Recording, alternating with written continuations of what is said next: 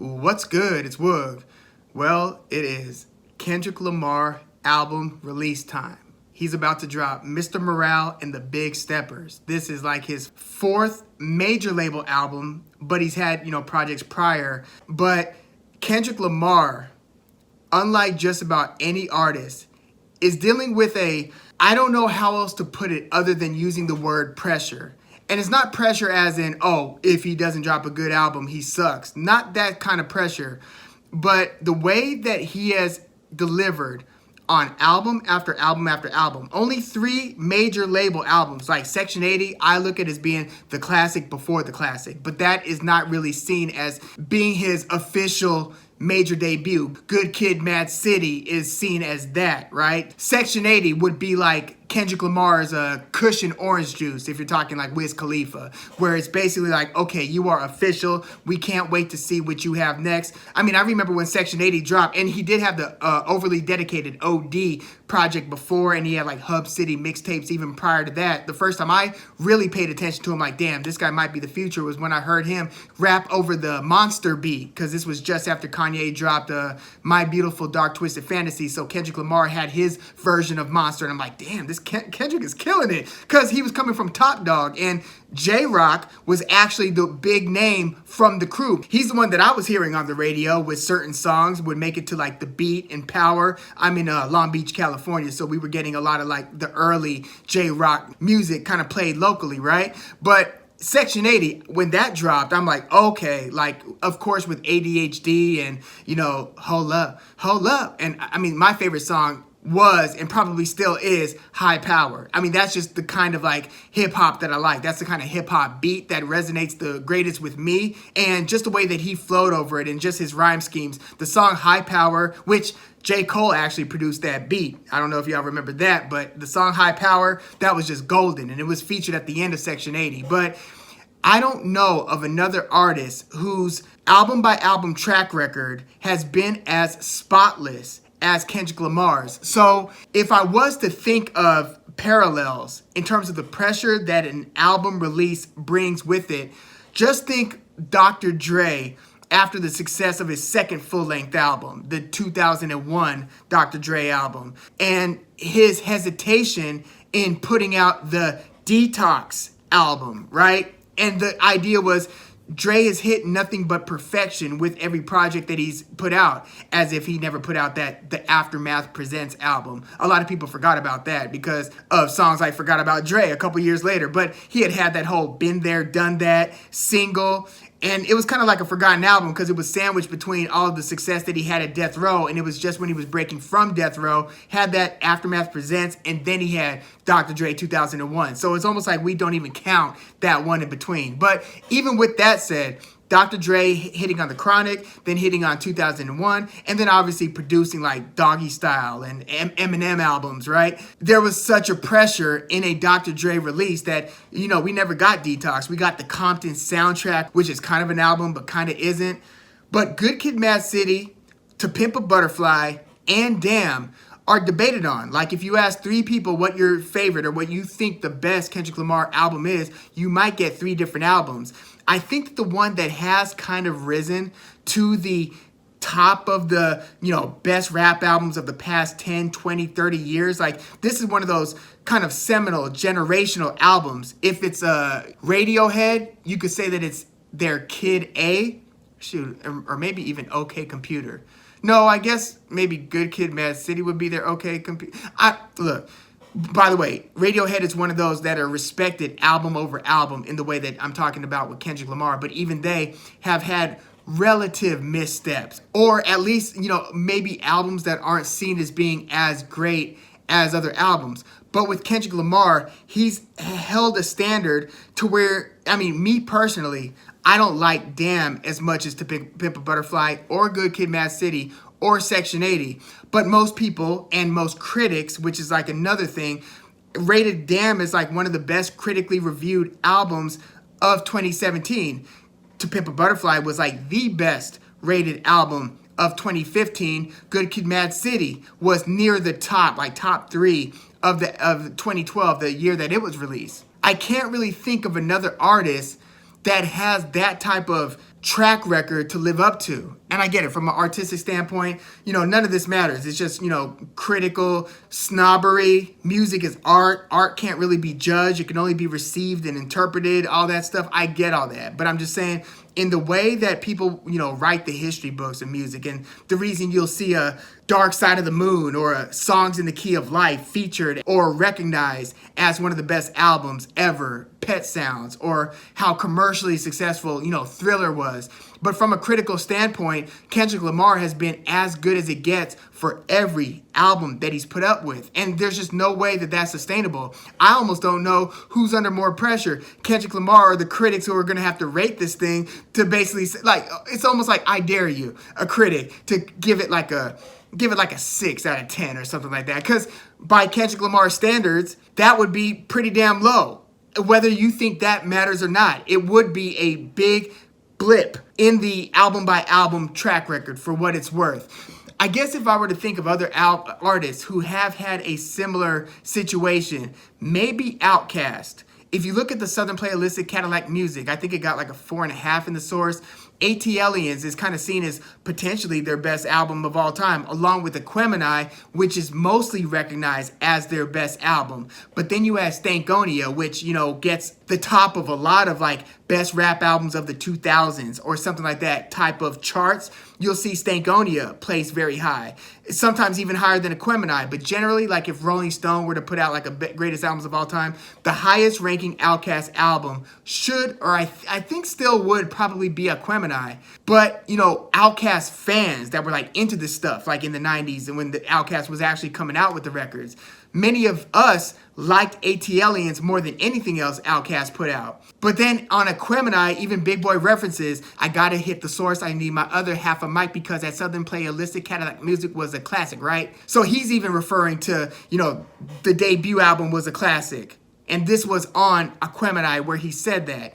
So then, Stankonia came out, and then the double album, Love Below Speaker Box, which was the one that won the Grammys. Like, that was the one with Hey Ya and Caroline and, I Like the Way You Move. That was their most commercially successful album, even though it was sold as a double album, so you get 2 sales per album. So does that really count? Anyway, it's recognized as their most commercially successful album, even if the hardcore Outkast fans didn't like the album. But I would say Outkast is close in terms of that album by album quality, because every time they dropped an album, they were basically kind of outdoing themselves in one way or another. If not commercially, then stylistically. The way that they started to kind of genre bend and grow and experiment. They were basically just doing different things where whatever you thought the precedent was with whatever they released up to that point, expect that to be exceeded or at least attempted to be outdone with their next release. So Kendrick Lamar is batting a crazy 3 for 3 with his albums. And, Drake has like way more hits, right? You'll see, 5 Drake number ones for every one Kendrick Lamar number one. Kendrick Lamar is not even really like a single type rapper where he just has like bangers that just rise to the top of the charts. Yes, he eventually did have a number 1 single with Humble, and then he had like that number 7 collab from the Black Panther, the album soundtrack that Kendrick Lamar curated. So that's like another one of those notches in the belts, like when Eminem did like, or was largely responsible for 8 Mile. That's kind of like Kendrick Lamar's Black Panther, the album. And he had the song with The Weeknd on that same Black Panther soundtrack, Pray For Me. But by and large, he's not a singles type rapper. Whereas Drake, he'll just have like the most played song of the summer, summer after summer after summer after summer after summer after, right? Like just he's done all of that. More like the first half of the Beatles career where they had like Love Me Do, She Loves You, Yeah, Yeah, Yeah, I Want to Hold Your Hand, I Saw Her Standing There, We Can Work It Out, Do You Want to Know a Secret? Like all these hits after hits on top of hits on top of hits.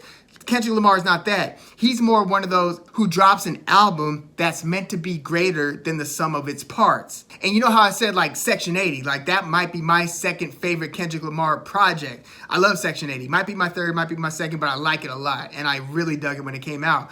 So that was Metacritic rated. Metacritic takes the aggregate of all the different publications. So it takes like Rolling Stone, Spin, New York Times, LA Times, NPR, you name it. It's all the Pitchfork. It's all thrown together and averaged out. Stereo Gum, Consequence of Sound. It's all kind of averaged. And so that Section 80 mixtape got an 80, which is usually like the threshold. Like once you hit 80 and above, you're like, oh man, okay, yeah, the critics are really blessing this and giving it high praise, right? So 80 and above is generally what you want to really be in that upper tier.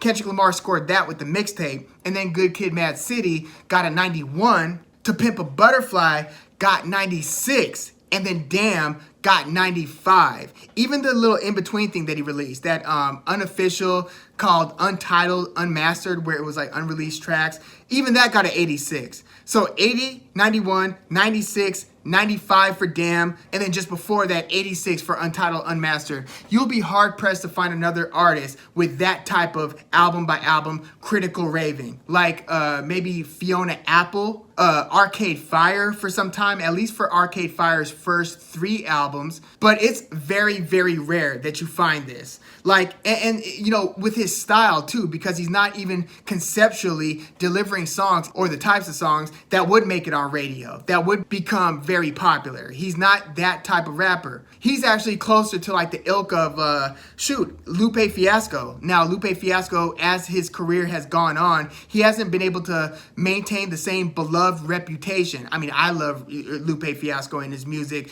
but not everybody does. I don't know if it's because he is so opinionated on Twitter that he dissed the president, Obama, on one of his songs from, I think, the Lasers album, maybe the 3rd album. But he's in our day, we would have called it conscious rap, right? When the roots were really emerging, and then Common and Mos Def and Kweli, that whole scene. Kendrick Lamar's a little bit more in that ilk, where he's kind of like the rap Langston Hughes. Think Nas Illmatic, where he's really giving his, from the turf, from the hood interpretation, but he's looking at the hood, he's looking at his environment, he's looking at other environments, just looking at people's personal natures, motives, insecurities. He's got very heady words to where you got to listen to a verse, a song, even one line sometimes, multiple times to really get what the meaning was or to be able to decode it. He's one of those next level type MCs. You see people doing whole diatribes. Look at the song that he did with Pusha T. I forgot the name of the track, but you have videos breaking down like the line by line symbolism in his raps. Like a lot of people aren't like willing to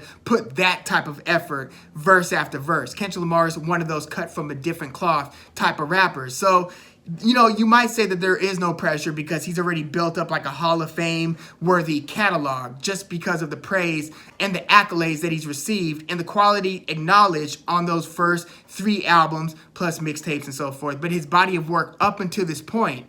But don't get me wrong, if all of a sudden he drops his next album and it's given like a 72, that will be felt and observed and spoke about. Like you'll start seeing headlines like, has Kendrick Lamar fallen off? And people are going to start doing videos like, is Kendrick Lamar kind of slipping? Was this album a brick? Like I could just see the headlines now if it gets critically, not even crushed, but just less beloved than his prior work. That's what's at stake here, at least from, the narrative standpoint.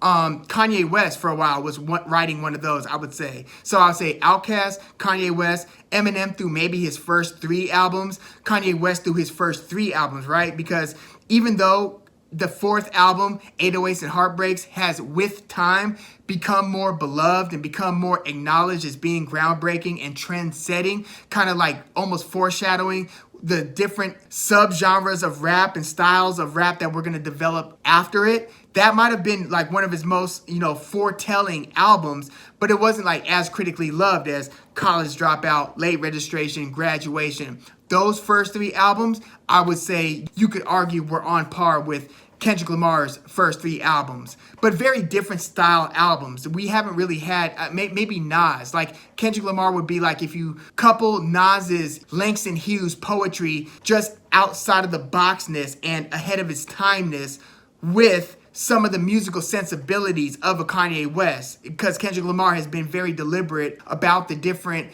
producers that he works with and how the soundscape of the album is going to work out. Like look at some of the hitters that participated on To Pimp a Butterfly. Those were guys who were just bubbling in the LA scene like 10 years before that. Like when you talk Taz Arnold, Tisa, obviously DJ Dahi does different stuff, but he basically had like musicians like Flying Lotus on some stuff. He's had, Thundercat playing bass on certain songs. Like he's basically taken or cultivated teams of these different LA-based, mostly LA-based, not all, but mostly LA-based musicians to create some of the best albums of the modern era. So again, the standard that he has kind of laid out is what's going to be looked at, because this is kind of an expectations game. Like you could drop a good album, but if your last stuff was great and then you drop some pretty good stuff, again, you could just see the headlines. So yeah, that's how I'm kind of sizing up the release of Kendrick Lamar's album. Now, as I go in to listen to it, I'm going to try to put all expectations aside. I just want to go in with a blank slate and basically receive whatever message is going to be delivered through this album. I just want to be able to absorb the work of art as a work of art. Tyler, the Creator, in recent albums has kind of created albums that were greater than the sum of its parts too. Not to say that he's got Kendrick Lamar type track record, but don't sleep on Tyler, the Creator. I don't think that most people, when he was doing stuff like Goblin and Wolf and Cherry Bomb and those albums, that they would have been able to foresee, Flower Boy and Igor and Call Me If You Get Lost, right? But yeah, I can't wait for this Kendrick Lamar album. Just what I know about him as an artist, I have no doubt that it's going to at least be a very good album. I just wonder if he feels the pressure and how he copes with basically setting an unrealistic expectation at the end of the day. But yeah, let me know what you think about Kendrick Lamar's discography, his catalog, and what do you expect from this Mr. Morale and the Big Steppers? Who do you think is going to be producing on the project, and where do you think it will stack up? At least, in terms of, is it gonna stack up nicely with Good Kid, Mad City, To Pimp a Butterfly, and Damn, or is it gonna be his first relative misstep? Let me know what you think in the comments, and please like the video, subscribe to the channel if you love hip hop like I do. I'm Woog. Thanks for tuning in.